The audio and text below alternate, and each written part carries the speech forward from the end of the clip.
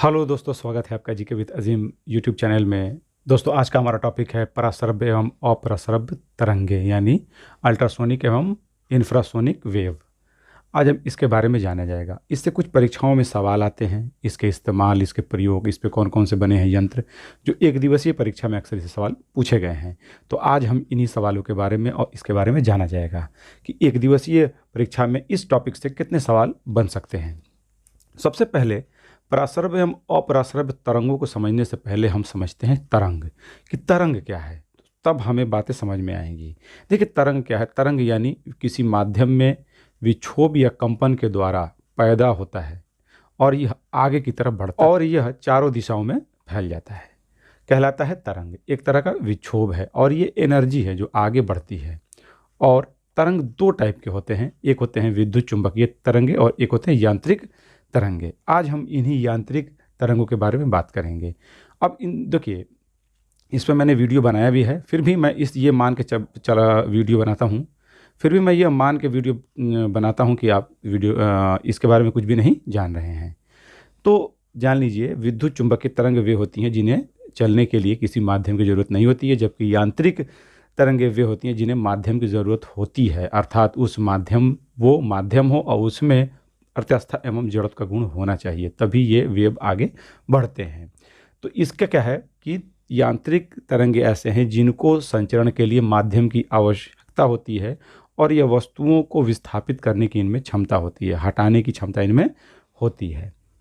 जैसे आप मान लीजिए भूकंप तरंगे, डोरी में उत्पन्न तरंग, एक तरफ से डोरी को बांधे और एक तरफ से झटका दें, उसमें उत्पन्न जो होगा तरंग वो भी क्या होगा, यांत्रिक होगा। स्प्रिंग को बांध दे, उसमें भारी चीज़ ऊपर नीचे से करें, वो भी तरंग क्या होगा, यांत्रिक होगा। जल की सतह पे उत्पन्न तरंग और जल के अंदर भी उत्पन्न तरंग, ध्वनि तरंगे भी क्या है, यांत्रिक तरंगे हैं। ठीक, आज हम इन्हीं ध्वनि तरंगों के बारे में भी हम पढ़ेंगे। अब यांत्रिक तरंगे भी दो टाइप की होती हैं, एक होती है ट्रांसवर्स अर्थात अनुप्रस्थ तरंगे और एक होती है लॉन्गिट्यूडनल यानी अनुदैर्ध्य तरंगे। इस तरह से दो टाइप के हैं ये तरंग। कौन से? यांत्रिक तरंगे। अनुप्रस्थ तरंगे जो होती हैं वो माध्यम में चलती हैं और श्रृंग और गर्त बनाते हुए आगे बढ़ती हैं, अर्थात कि जब ये माध्यम में चलती हैं तो श्रृंग और गर्त बनाते हुए चलती हैं। ये होगा श्रृंग, ये होगा गर्त, और इनके कण की जो गति होती है इनके तरंग के बढ़ने की दिशा के लंबवत होती है, 90 अंश पे होती है। ठीक है, और यह ठोस और द्रव के सतह पर चलते हैं। ये ठोस और द्रव के सतह पे, जैसे डोरी, जल के सतह पे उत्पन्न तरंगे। एक होता है अनुदैर्ध्य यानी इसको कहते हैं लॉन्गिट्यूडनल वेव। अनुदैर्ध्य तरंगे यह माध्यम के अंदर चलते हैं, जैसे ठोस, द्रव और गैस, या स्प्रिंग की गति या ध्वनि गति, जो कि हम लोग पढ़ेंगे ध्वनि के बारे में। ये क्या होते हैं, संपीड़न और विरलन बनाते हुए आगे बढ़ती हैं और इनके बढ़ने की जो दिशा होती है इनके गति के दिशा के समांतर होती है, वो कहलाते हैं अनुदैर्ध्य तरंगे। ध्वनि तरंग भी क्या है, वो यांत्रिक तरंग है और वो भी क्या है, अनुदैर्ध्य है। आज हम इसी ध्वनि के बारे में पढ़ा जाएगा। अब ध्वनि तरंगे मुख्यतः तीन टाइप की होती हैं, अमूमन हम इसको ध्वनि मान लेते हैं। ठीक है, एक होते हैं अपश्रव्य, श्रव्य और पराश्रव्य, जिसमें हम श्रव्य के बारे में नहीं पढ़ेंगे। वास्तव में श्रव्य तरंगों को ही हम ध्वनि तरंग कहते हैं या साउंड कहते हैं, ध्वनि कहते हैं। ठीक है, अपश्रव्य क्या होते हैं, वे तरंगे, वे यांत्रिक तरंगे जिनकी आवृत्ति 20 हर्ट्ज से कम हो, वो क्या कहलाते हैं, अपश्रव्य तरंगे कहलाती हैं। यानी 20 हर्ट्ज से कम हो, इस तरह की यांत्रिक तरंगों को हम क्या कहेंगे, अपश्रव्य या इंफ्रासोनिक वेव कहते हैं। अर्थात इनकी आवृत्ति क्या होती है, 20 हर्ट्ज से कम होती है। हर्ट्ज क्या है, आवृत्ति का मात्रक है, और आवृत्ति क्या यानी फ्रीक्वेंसी, यानी एक सेकेंड में जितना कोई वस्तु, कितना उसका आवर्तकाल है एक सेकेंड में, उसी को हम लोग कहते क्या हैं, आवृत्ति। यानी ये 20 हर्ट्ज से इसका कम होता है। यह मनुष्य के कानों द्वारा सुनाई नहीं देता है, अर्थात यह कंपन होगा एक सेकेंड में 20 हर्ट्ज से कम होता है। जैसे मैं आपको एक उदाहरण दे रहा हूँ, ये मान लीजिए ये एक स्केल है और मैं इसको ऐसे ऐसे कर रहा हूँ। ठीक, इसकी आवृत्ति जो है 20 हर्ट्ज से कम है, इसलिए इसमें उत्पन्न जो तरंग है वो हम सुन नहीं पाएंगे। लेकिन अगर इसकी आवृत्ति को हम 20 हर्ट्ज के करीब ले जाएं और तेज करें, ऐसे करने लगे, बहुत तेज़ी से इसको करने लगे, यानी ये 1 सेकेंड में 20 हर्ट्ज से ज़्यादा हो जाएगा, तो इससे साउंड बाहर आएगा। वही तरंग तो होगा पैदा, लेकिन अब हमें ये सुनाई देगा। तो जिन तरंगों की आवृत्ति 20 से 20,000 हर्ट्ज या 20 से 20 किलो हर्ट्ज के अंतर्गत होगी, उसको कहते हैं श्रव्य तरंगे, यानी साउंड कहते हैं। और जिनका 20,000 हर्ट्ज यानी 20 किलो हर्ट्ज से ज़्यादा हो जाए, उसको हम लोग कहते क्या हैं, पराश्रव्य यानी अल्ट्रासोनिक वेव कहते हैं। अगर इसी चीज़ को हम बढ़ाते चले जाएं, बहुत तेज़ करते चले जाएं, 1 सेकेंड में 20,000 बार, तो फिर हमें सुनाई देना बंद हो जाएगा। ये ऐसे तेज़ चला सुनाई नहीं दिया, आगे बढ़ा दिए और तेज़ साउंड आएगा, और बारीक होते होते आवाज़ बिल्कुल फिर हमें कान से सुनाई नहीं देगी। यही कारण है, इसलिए हमें केवल 20 से 20 किलो हर्ट्ज यानी 20,000 हर्ट्ज के अंदर, 20 से 20,000 हर्ट्ज के अंदर फ्रीक्वेंसी वाले जो होते हैं तरंग, यांत्रिक तरंगे, उन्हीं को हम लोग सुन पाते हैं, बाकी को नहीं। अब देखिए अब बात आता है कि अपश्रव्य तरंगे क्या हैं, 20 किलो हर्ट्ज वाली यांत्रिक तरंगे होती हैं। इनकी आवृत्ति कम होती है, जाहिर सी बात है। तरंगदैर्घ्य इनका ज़्यादा होता है, ऊर्जा इनमें कम होती है, विवर्तन इनमें ज़्यादा होता है। ये तरंगे बहुत दूर तक जाती नहीं है, फैल जाती हैं इधर उधर। ठीक, उत्पन्न कहाँ से होते हैं? बड़े आकार की वस्तुओं से ये ज़्यादा होते हैं, पैदा होते हैं। जैसे भूकंपीय तरंगे, भूकंपीय तरंगे हम लोग सुन नहीं पाते हैं।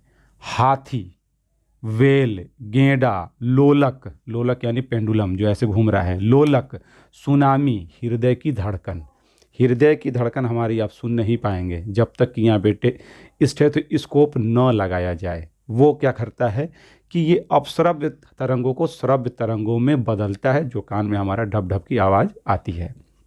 इस तरह से वेल, गेंडा ये जो होते हैं, ये पैदा करते हैं अपश्रव्य तरंगे। बहुत से ऐसे जीव होते हैं जो भूकंपीय तरंगों को सुन लेते हैं, अर्थात ये अपश्रव्य तरंगों को सुन लेते हैं। क्यों?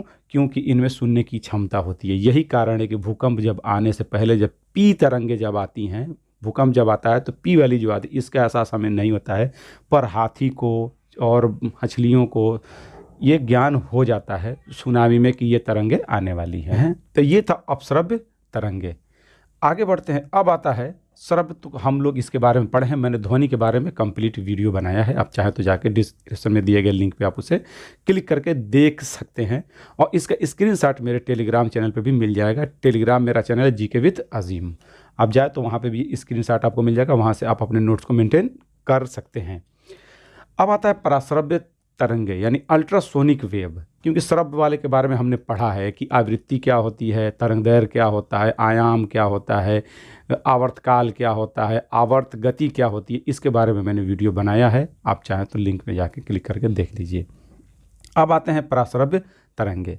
तो पराश्रव्य तरंगे क्या होती हैं? ये 20 किलो हर्ट्ज से ज़्यादा की यांत्रिक तरंगे होती हैं। 20 किलो हर्ट्ज से ज़्यादा की यांत्रिक तरंगे होती हैं, यानी इनकी आवृत्ति 20 किलो हर्ट्ज से ज़्यादा होती है।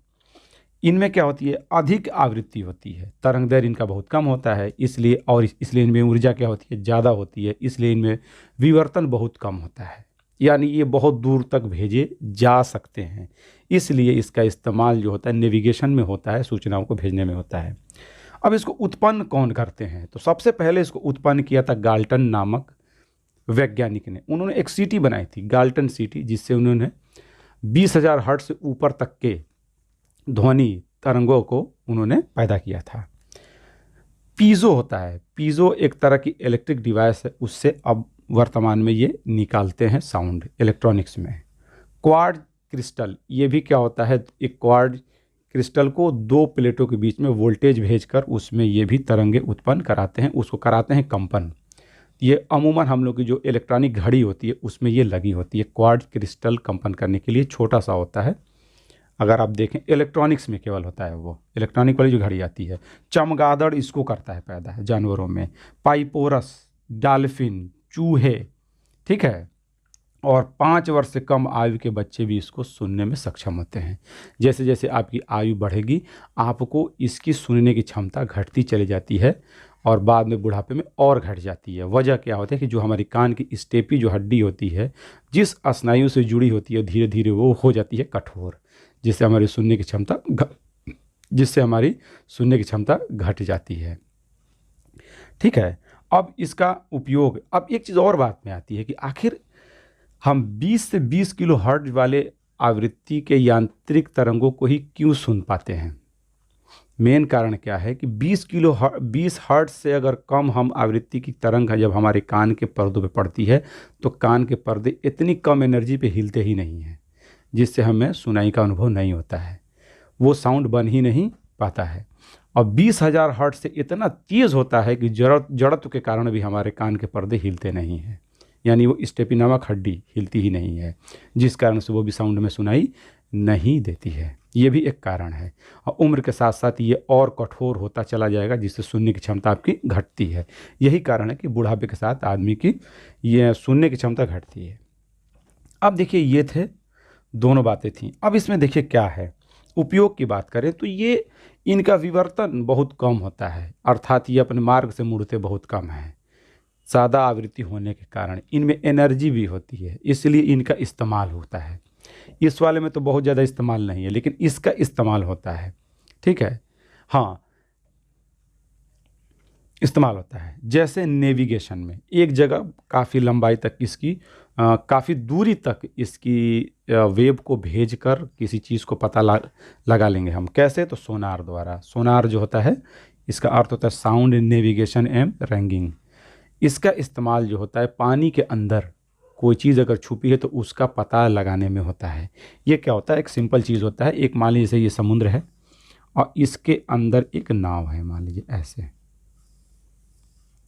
और ऐसे नाव है और ये अपना चल रहा है। अगर हमें कुछ पता करना है, मान लीजिए यहाँ पे कोई चीज़, तो यहाँ पे सोनार लगा होता है। सोनार में दो चीज़ होता है, एक तरंगों को छोड़ता है ट्रांसमीटर, ऐसे लड़ गया। एक जब तरंगे लौट के आती हैं तो एक होता है रिसीवर, छोड़ता है और ले लेता है। इसकी गति होती है ज्ञात, और कितना समय लग गया पता कर लेते हैं कि उसकी गहराई क्या है, और उसके आकार के बारे में भी जानकारी मिल जाती है, और उसका 3D पिक्चर भी स्क्रीन पे कर लेते हैं प्राप्त कि अंदर क्या है।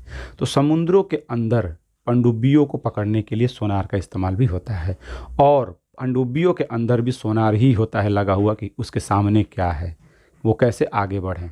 ठीक है, तो इसका इस्तेमाल नेविगेशन में होता है। अब आता है, चूँकि ये ऊर्जावान होती है, एनर्जी होती है, इनमें कंपन बहुत ज़्यादा, तो इसलिए इसका इस्तेमाल सफाई में भी होता है। जैसे कपड़ों की धुलाई में, कपड़े जो महंगे होते हैं, जिनको बार बार धोने से ख़राब हो जाते हैं, तो अल्ट्रासोनिक वेव छोड़ देते हैं, जिससे कंपन करने से उसके धूल कण जो होते हैं वो बाहर निकल जाते हैं। मशीन, छोटे मोटे जो होते हैं मशीन, जिनको ब्रश से हाथों से साफ़ करना संभव नहीं है, जैसे घड़ी के पुर्जे, इलेक्ट्रॉनिक्स मोबाइल के पार्ट्स जो होते हैं, मदरबोर्ड, वो भी साफ़ करते हैं। वो लोग करते क्या हैं, मर्जन नामक एक होता है विलेन, इसी में इसके पार्ट्स को डाल के अल्ट्रासोनिक वेव पैदा करते हैं, जिससे कंपन से उसके सारे गंदगी झड़ जाते हैं। उसका इस्तेमाल होता है।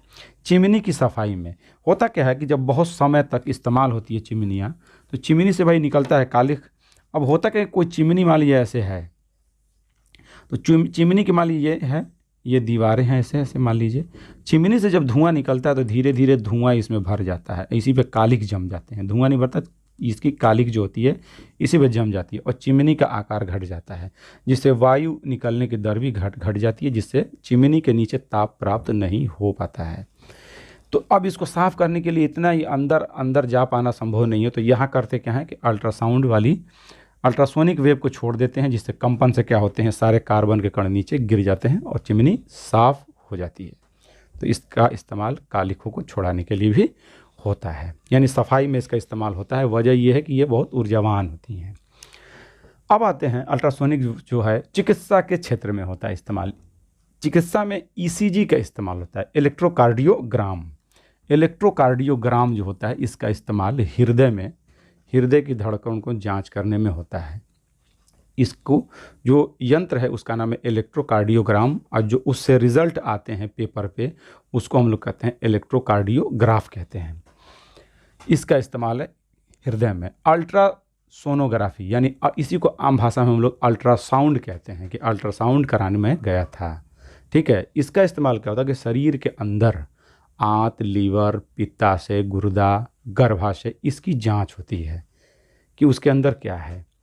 अल्ट्रासाउंड में अमूमन 50 किलोहर्ट्ज़ से ऊपर की तरंगें छोड़ी जाती हैं और इसमें जो गुर्दे के अंदर पथरी है या लीवर में सूजन है या आंत में अल्सर है, इसका पता लगाने के लिए ये होता है। गर्भाशय में बच्चा अगर है, स्वस्थ है, कैसा है, लिंग की जांच, लिंग परीक्षण इसी के द्वारा ही होता है। हालांकि लिंग परीक्षण क्या है, कानूनी अपराध है। उसके बाद है गठिया के इलाज में। गठिया क्या है, जोड़ों के बीच में जमा होता है यूरिक एसिड, उसको हटाने के लिए भी इसका इस्तेमाल होता है।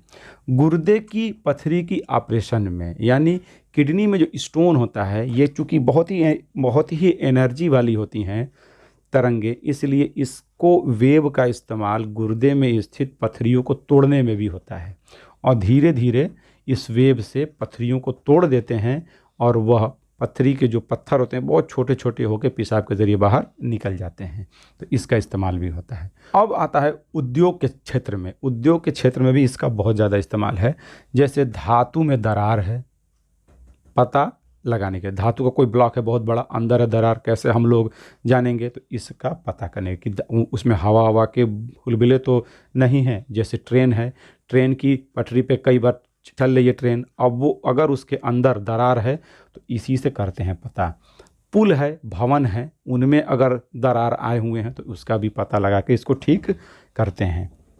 भोजन में जीवाणुओं को नष्ट करने में बहुत से ऐसे भोजन होते हैं जिसको गर्म करना हमेशा संभव नहीं है।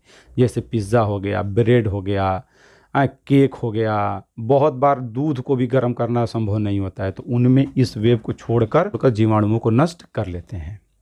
हवाई अड्डों पर धुंध को हटाने में, मान लीजिए हवाई अड्डे हैं, वहाँ पे धुंध है, इस वेव को छोड़ते हैं जिससे क्या है, धुंध वहाँ पे साफ हो जाता है। जानवर प्रशिक्षण में कुत्तों एवं बिल्लियाँ इसको सुनती हैं बहुत आसानी से। ख़ास तौर से कुत्तों को प्रशिक्षण देने में ये गाल्टन सीटी का इस्तेमाल होता है।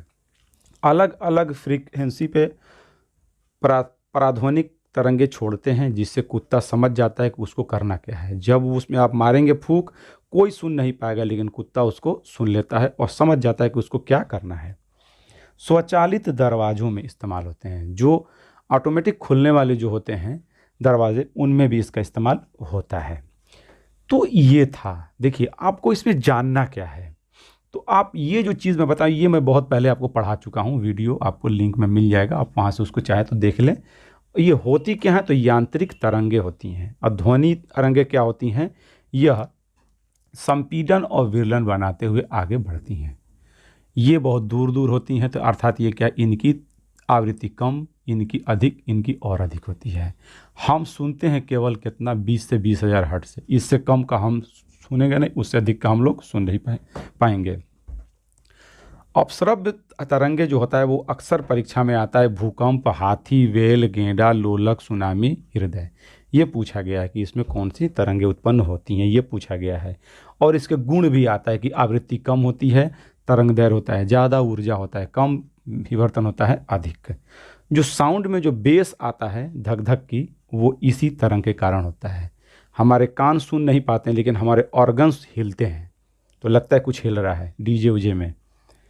पराश्रव्य तरंगे क्या होती हैं, ये 20,000 हर्ट्ज से अधिक हैं। इनके गुण क्या हैं, इनकी आवृत्ति अधिक होती है, तरंग दैर्घ्य कम होता है, ऊर्जा अधिक होती है, विवर्तन में बहुत कम होता है, इसलिए इसके इस्तेमाल नेविगेशन में होता है। और ऊर्जा अधिक होने के कारण भी चीज़ों को तोड़ने फोड़ने बनाने में होता है।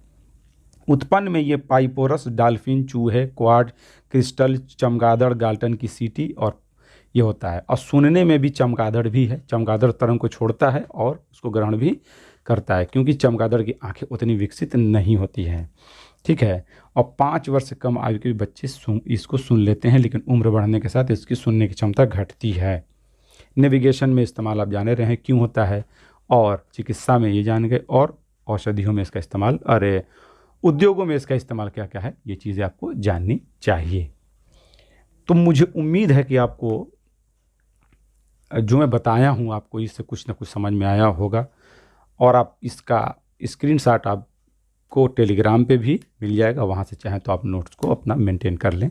अगर ये वीडियो आपको अच्छा लगा है तो इसे करिएगा लाइक, और अगर आप इस चैनल पर नए हैं तो करिएगा सब्सक्राइब। मिलते हैं फिर हम एक अगले वीडियो में, तब तक के लिए अलविदा, जय हिंद।